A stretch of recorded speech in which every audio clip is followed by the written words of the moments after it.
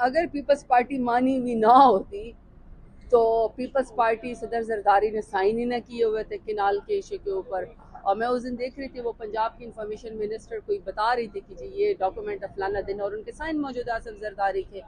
बाकी देखिए, अगर पॉलिटिकली पीपल्स पार्टी की हालत ख़राब है, अंडरमाइन है, वो फील करे कि सिंध उनके हाथ से जा रहा है, तो वो पानी के मौका के ऊपर सियासत करते हैं, तो ये उनको मुबारक हो। लेकिन एक बात याद रखिएगा कि किनाल के इशू पे सबसे पहले पोजीशन लीडर ने यहाँ पे रिजोल्यूशन उमर अयूब साहब ने जमा कराई थी, और हमने बात की। हमने कहा सियासत अपनी जगह, लेकिन जो सूबों के हकूक है उसमें किसी के साथ भी ज्यादती नहीं होनी चाहिए, सबको इकट्ठे होना चाहिए, क्योंकि और महरूमियाँ ना बढ़ाएं तो बेहतर है। जहाँ तक फेडरेशन की बात है, जहाँ तक इसकी बात है, वज़ीर आज़म ने अगर कोई कमेटी बना ली है तो कमेटी खेल लें।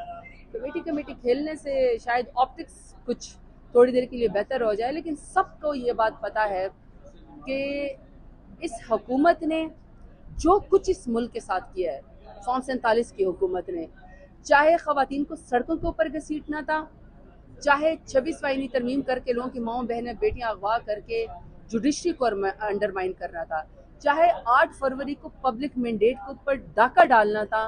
ये ऑन रिकॉर्ड है, ये ऑन रिकॉर्ड है कि पीपल्स पार्टी इस हुकूमत PMLN के साथ थी, है और रहेगी।